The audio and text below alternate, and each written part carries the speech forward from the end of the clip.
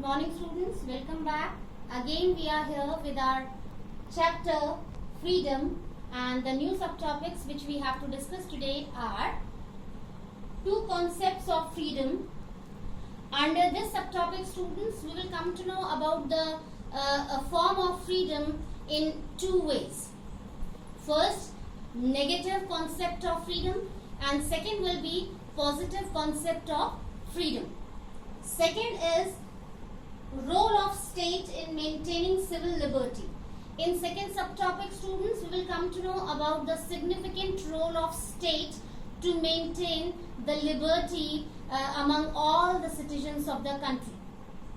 So let's start with our first subtopic today, that is two concepts of freedom, negative and positive.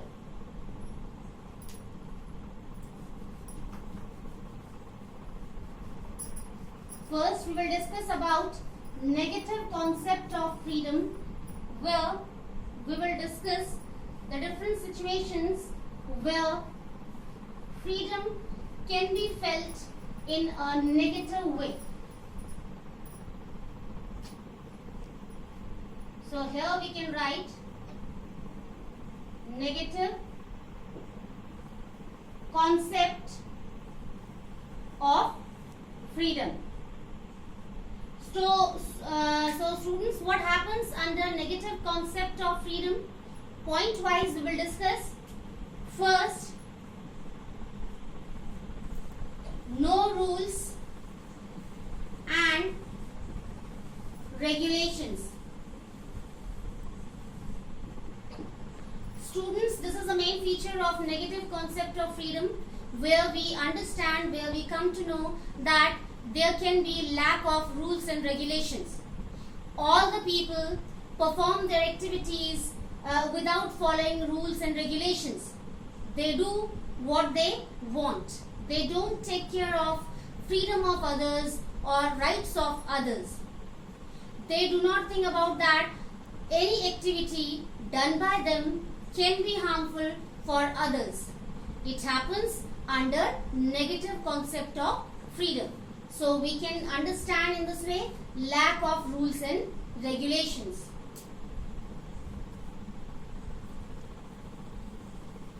Lack of peaceful atmosphere. Really students, this is also important to understand, and it's very common that if there is no rule, no regulation in the society for the people to be followed, so obviously there will be a kind of absence of a peaceful atmosphere in the society. So people can have the atmosphere where they can face different fights, struggles, conflicts, because they don't have rules and regulations, because there will be no control over their activities. Now next is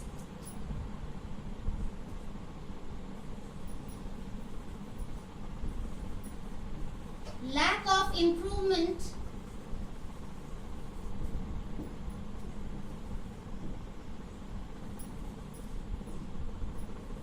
in the development of the whole country. Really students, it's also understood that if there will be a kind of absence of rules and regulations, and people will be free to do what they will want, and finally if there will be a kind of chaos in the society, people will face conflict or struggle every time. So finally the result will be that there will be no progress, no development of the country in different aspects, in different fields, whether it will be political, economic, social. Now students, let's move to second concept, positive concept of freedom. Now with the help of the word positive, you can understand what kind of features we have to include here. Really positive features. positive concept of freedom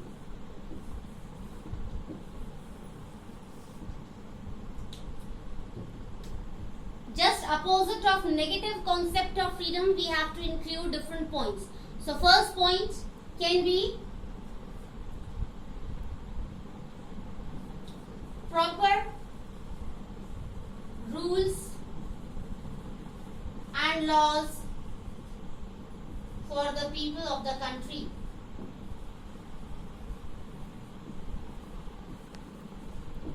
Really, students, this is the actual meaning of freedom, that under freedom, positive concept of freedom, yes, the first point is there will be different rules and regulations or laws for the people to follow in the country, so that the people who have responsibility to govern the country, they can be able to run the country in a systematic way.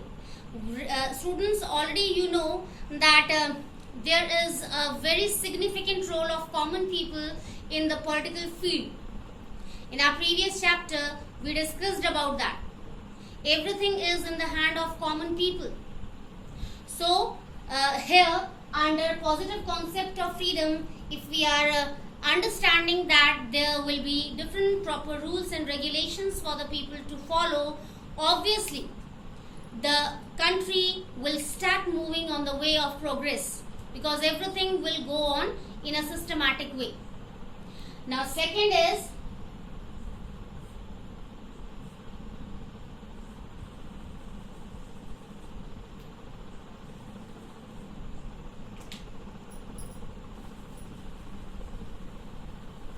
proper and favorable atmosphere in the country. Really, students, if people are quite able to follow all the rules and regulations in a proper way by following freedom, so no doubt that there will be a kind of proper and favorable atmosphere for the people, where they can do or they can perform so many activities for their own development and progress. And if people are progressing nicely, no doubt the whole country can start moving on the way of progress. Next is unity and fraternity among the people. Really, students, it's also a very important feature of positive concept of freedom.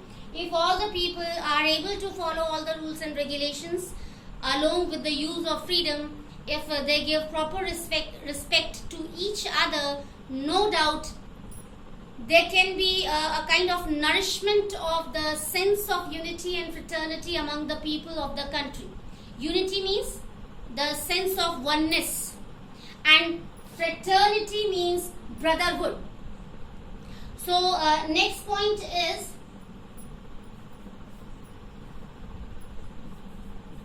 proper control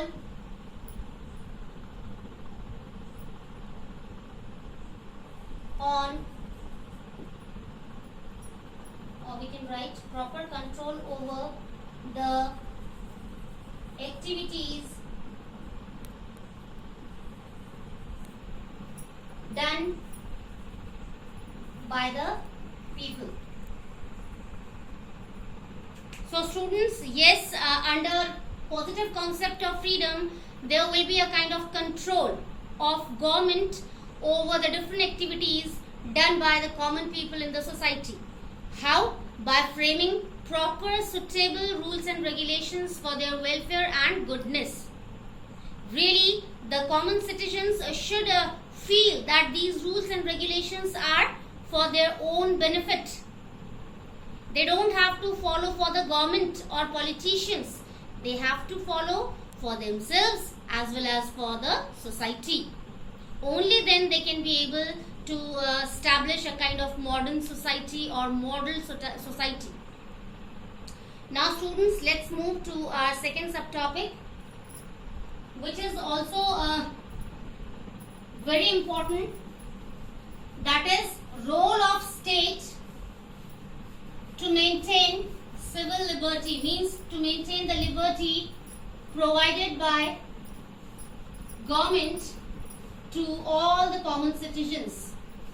So students, it's very important subtopic, so pay attention properly, be careful and try to understand what we are going to discuss. So here I can write the role of state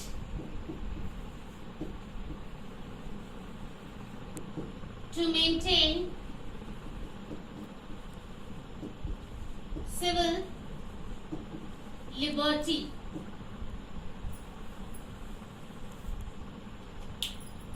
So our first point is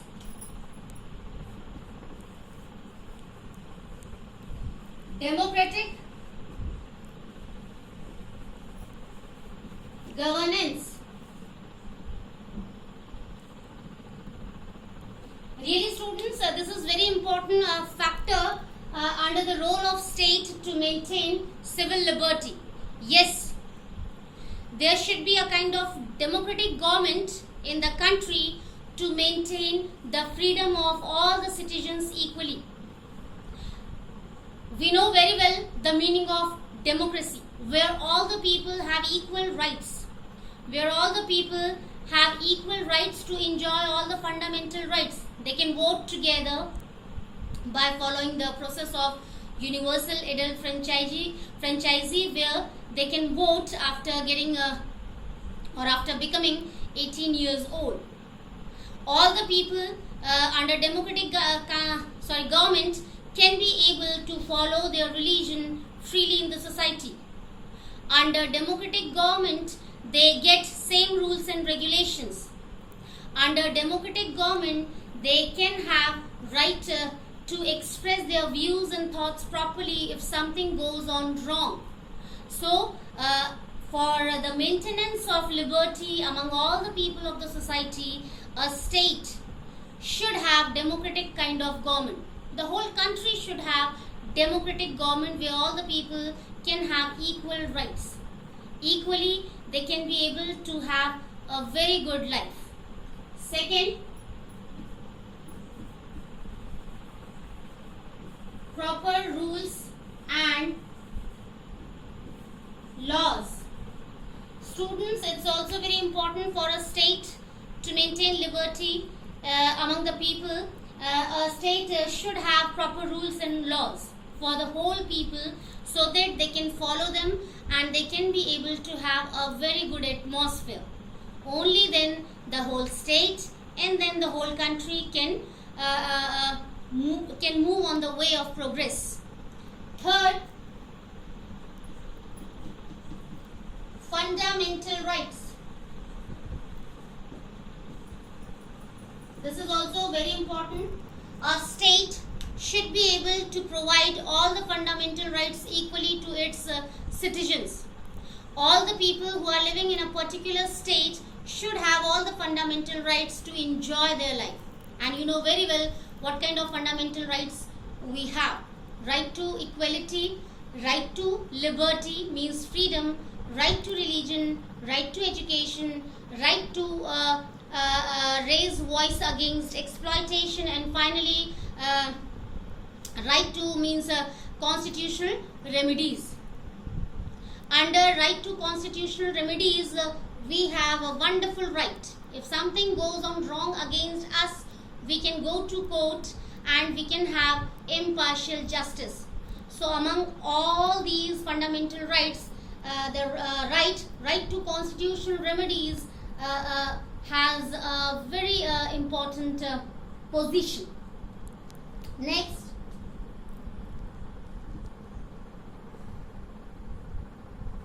people awareness. Really students, this is also very important for a state to maintain liberty among the people of the citizens, that the citizens who live in a particular state, they should be able to aware of their rights, to aware of those activities which are going on in the state. So it's very necessary that people should be able to know what is going on in their state, so that if something goes on wrong, they can raise their voice and they can have a control over those kind of activities which can be harmful for the growth of that particular state and obviously for the whole country. Next is proper and independent media. Really students, this is also important for a state, that the media which works in that particular state should have proper freedom. That media should not have any kind of pressure to work. Because if media is not independent, it means the people who are living in that particular state are not able to get true information. So this is very necessary for a state to have independent media which can be able to provide true information to the people of that state or the people of the country. Next is independent judiciary. Really students, for many times we have discussed this subtopic. Judiciary means the facility of courts at different levels. Subordinate court or district court we can say, then high court, and at last Supreme Court. So we, the people of country India, have this facility of courts at different levels. So wherever we face a problem, we can file the case in the court and finally we can get the impartial justice. If we are not satisfied with the judgment done by subordinate court or district court, we can apply or we can file the case in high court. If again we are not satisfied with the judgment of high court, then we can move to finally our Supreme Court. Now next is decentralization of power. Students, this is very important factor, that is the decentralization of power. It means power should not be in the hand of an individual. Power should be distributed in different hands. This is the meaning of decentralization. So really in our country India, we are following the process of decentralization of power. How? With the help of the process of federalism. Federalism means in your 10th class, previous class, you did that. You had a whole chapter named federalism. Under that you understood the different levels of government, central, state and local. So this is the actual meaning of decentralization. Power is not in the hand of a single central government. Power is distributed among these three levels: central, state and then local. And different people are working in these levels. So students, in today's session, in today's lecture, we understood the different concepts of freedom in two ways, especially in two ways: negative concept of freedom, and second was positive concept of freedom. And then we came to know about the role of a state to maintain civil liberty, how a state can perform a very good activity as a responsibility, and what is that? To maintain liberty among the people. How?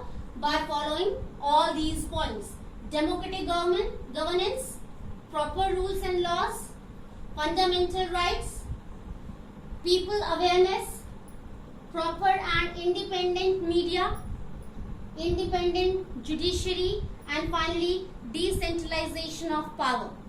So students, that's all for today's session. We will meet again in our next session with a new subtopic. Till then, take care. Have a nice day.